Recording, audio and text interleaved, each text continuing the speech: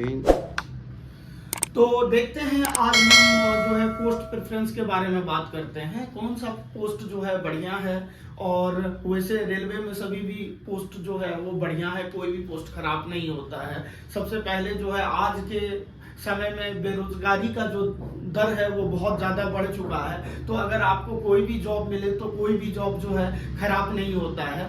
तो सबसे पहले अगर मैं बात करूं तो पॉइंट्स प्रेफरेंस की, तो अगर उसके अनुसार अगर बात करूं तो सबसे बढ़िया जो है पोस्ट कौन सा होता है। तो सबसे पहले एक एक करके हम डिटेल की बात करते हैं। तो सबसे पहले पॉइंट्समैन जो है वो स्टेशन मास्टर के अंडर काम करता है। ये क्या काम करता है, जैसे सिग्नल देना, जैसे आपने देखा होगा कि रेलवे स्टेशन पर जो है लाल झंडा हरा झंडा दिखाना और उसके बाद ट्रेन को जोड़ना, संटिंग करना। संटिंग मतलब ट्रेन जो आ रही है और उसके बाद जो है दूसरे ट्रैक पे जाएगी तो वो एक दूसरे से ट्रेन को जोड़ेगी, तो संटिंग करने का काम होता है। और इसके जो पोस्ट के फायदे हैं, इसमें प्रमोशन सबसे ज्यादा होता है। तो मैं प्रमोशन की बात करूं, इसके थ्रू इंटरनली एग्जाम निकलते हैं और इंटरनली जो है वैकेंसी होती है, उसमें जो है एग्जाम देके आप स्टेशन मास्टर बन सकते हैं, ट्रेन मैनेजर बन सकते हैं, बहुत सारे हैं, टीटी बन सकते हैं। तो सबसे ज्यादा अगर प्रमोशन की चांसेस हैं तो वो पॉइंट्समैन में है। और उसके बाद अगर मैं बात करूं, सैलरी की बात करूं, तो सैलरी अभी इन हैंड जो है लगभग 35K के करीब जो है इन हैंड मिल रहा है। और इसके जो जॉब हैं वो आपको 8 घंटे भी मिल सकते हैं और 12 घंटे भी मिल सकते हैं। और नाइट अलाउंस अगर मिलेंगे तो इसमें जो है नाइट अलाउंस मिलकर बढ़कर आपको पैसे मिलेंगे। तो मैं अप्रोक्स आपको सैलरी बता दिया। उसके बाद अगर मैं इसकी बात करूं तो यहाँ पे जो है छोटे स्टेशन पर जो है कम काम मिलेगा और बड़े स्टेशन पे जो है थोड़ा वर्कलोड थोड़ा सा ज्यादा होता है। तो अब देखें तो पॉइंट्समैन जो है बेस्ट प्रेफरेंस है, पहला प्रेफरेंस डालने के लिए बेस्ट ऑप्शन है। और उसके बाद करते हैं असिस्टेंट वर्कशॉप। असिस्टेंट वर्कशॉप जो होता है वो मतलब ट्रेन के जितने भी पार्ट होते हैं उसमें काम करते हैं। इसका ऑफिस भी है। ऑफिस कहने का मतलब ये है कि जो जैसे गाड़ी को कंप्यूटर, जिसको नॉलेज है कंप्यूटर का, तो वो कंप्यूटर पर काम कर सकते हैं। और बाद बाकी जितने भी इसके जो से व्हील्स हैं ये जो आते हैं तो उसमें उनकी देख रेख कर सकते हैं। तो ये जो है बहुत अच्छा जॉब है। अगर जिसको टेक्निकल नॉलेज है, कंप्यूटर के बारे में नॉलेज है, तो वो कंप्यूटर पर काम कर सकते हैं। और सैटरडे हाफ होता है और संडे जो है इसका ऑफ रहता है। एक तरह से जो है अगर ये कहा जाए, अगर आपको नॉलेज अच्छा है तो ऑफिशियल जॉब के लिए सबसे बेस्ट है। लेकिन इसमें जो है प्रमोशन के चांसेस बहुत कम होते हैं। कहने का मतलब है अगर जब सीट खाली होगी तो तभी प्रमोशन होंगे और ऑटोमेटिक प्रमोशन होते हैं। इसमें जो है एग्जाम नहीं होता है। 2-3 साल 4 साल के बाद अगर सीट जैसे खाली होती है तो आप ऑटोमेटिक प्रमोशन से आप अपने पोस्ट पर क्या कर सकते हैं, पहुंच सकते हैं। उसके बाद जो है असिस्टेंट TL एंड AC, यानी कि ट्रेन लाइट और एयर कंडीशनर। एयर कंडीशनर मतलब जो होता है ट्रेन में जो भी लाइट है, लाइट और उसके बाद जो AC में कोई फॉल्ट है तो आप जो है एज इट इज जो है हेल्पर, जो इलेक्ट्रिकल डिपार्ट है उसके हेल्पर के रूप में काम करेंगे। इसमें भी सैलरी अच्छा खासा है। उसके बाद जो है एक तो आपको वर्कशॉप में एक स्थिर जगह पे काम करना पड़ेगा।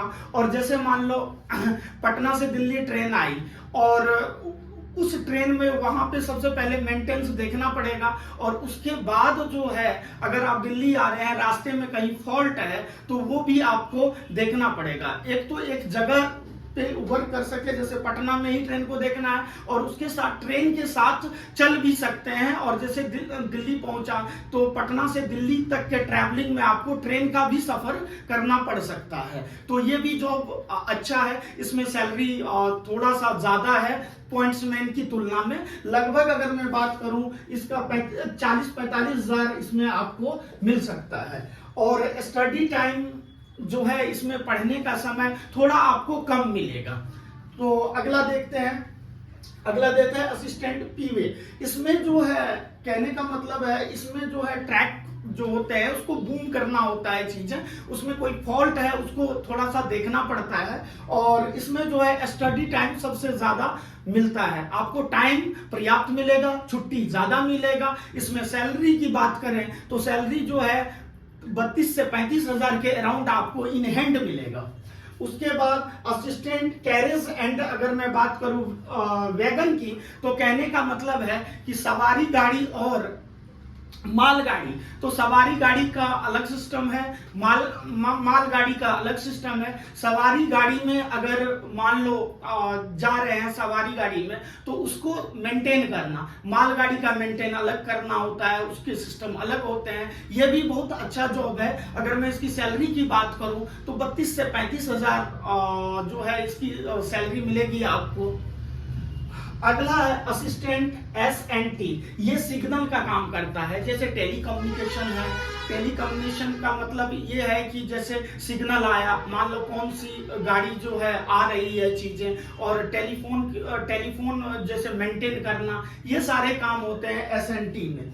उसके बाद जो है टीआरडी मतलब होता है जैसे करंट जो है, ऊपर में देखा होगा जो current flow, train electric current है, और इलेक्ट्रिक करंट जो है ट्रेन से अटैच है कि नहीं और फ्लो हो रहा है कि नहीं, तो वो चीजों को मेंटेन करने के लिए जो है इसमें जो है टीआरडी का काम होता है। इसकी सैलरी भी 35 के अराउंड अभी जो है इन हैंड मिलता है। और उसके बाद करते हैं असिस्टेंट ऑपरेशन इलेक्ट्रिकल, मतलब इसका जो है इलेक्ट्रिक का ऑपरेशन करना होता है, इलेक्ट्रिक सही से चल रहा है कि नहीं, सही से करंट फ्लो हो रही है कि नहीं, कोई फॉल्ट तो नहीं है, इसी का काम होता है। उसके बाद जो है असिस्टेंट लोको सेट, ये भी इलेक्ट्रिकल है। इलेक्ट्रिकल मतलब मेंटेनेंस करना होता है गाड़ी को।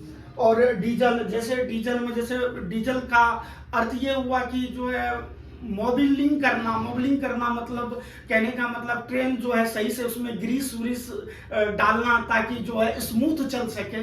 इसकी भी सैलरी 35-36 हजार के अराउंड मिलती है। उसके बाद जो है असिस्टेंट ब्रिज जो है मतलब ब्रिज पे कोई फॉल्ट है कि नहीं ये देखना होता है। और इसमें टाइम की बात करें तो इसमें टाइम जो है ज्यादा मिलता है, अच्छा है, मतलब जो है टाइम के हिसाब से। यानी कि कभी कभी ये होता है कि टाइम ना मिलता हो, सैलरी ज्यादा हो, लेकिन इसमें आपको भरपूर टाइम मिलेगा। और उसके बाद जो आप स्टडी भी कर सकते हैं, उसके बाद छुट्टी भी ज्यादा आपको मिल सकता है। और सैलरी की बात करें तो इसमें सैलरी जो है लगभग 34-35 हजार के करीब इन हैंड मिलता है। उसके बाद अगर मैं बात करूं असिस्टेंट ट्रैक मशीन, अगर मैं बात करूं अगर पूरे इन 14 पोस्ट है, इन 14 पोस्ट में से अगर मैं बात करूं तो सबसे ज्यादा सैलरी जो है वो असिस्टेंट ट्रैक मशीन वाले पोस्ट में मिलेगा आपको। जो है लगभग अगर मैं बात करूं 50-52 हजार सैलरी इसकी मिलेगी।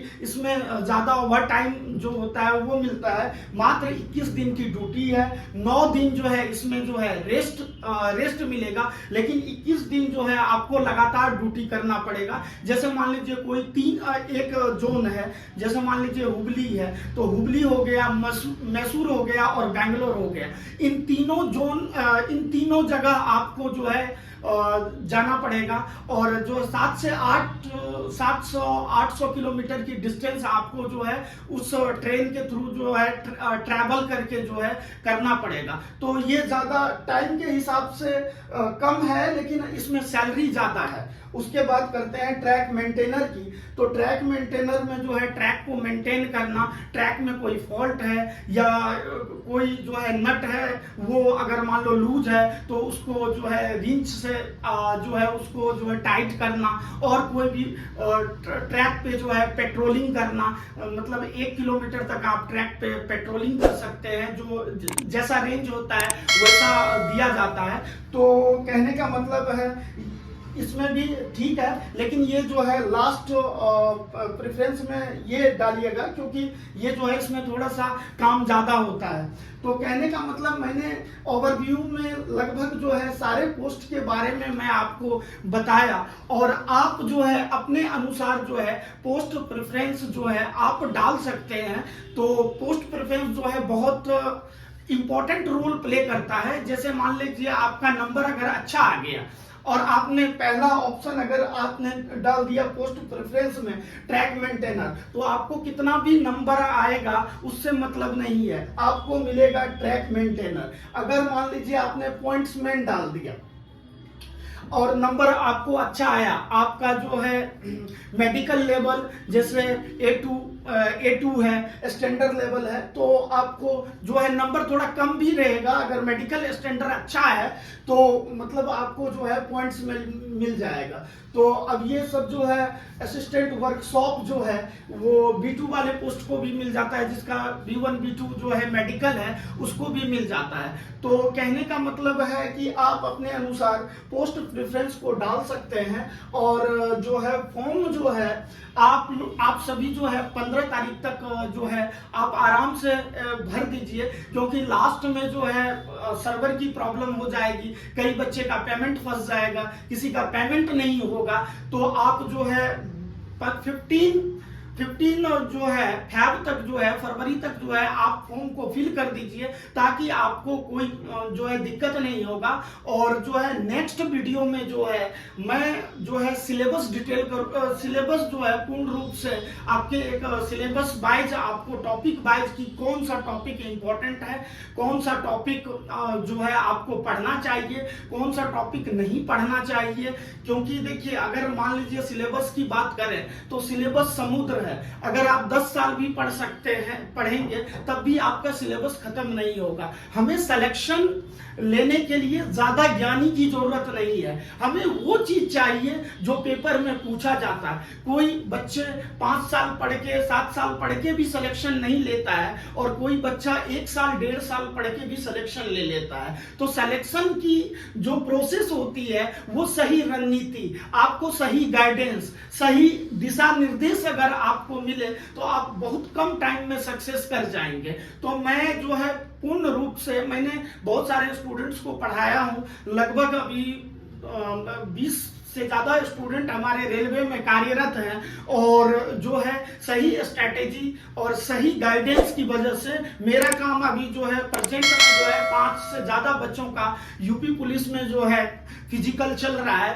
तो मैं जो है ऑफलाइन में ज्यादातर पढ़ा रहा हूं। अभी तो फिलहाल मैं ऑनलाइन में चाहता हूं कि मेरे वजह से अगर कोई बच्चे की थोड़ी सी भी हेल्प हो जाए तो मैं जो है अपने आप को खुशनसीब समझूंगा।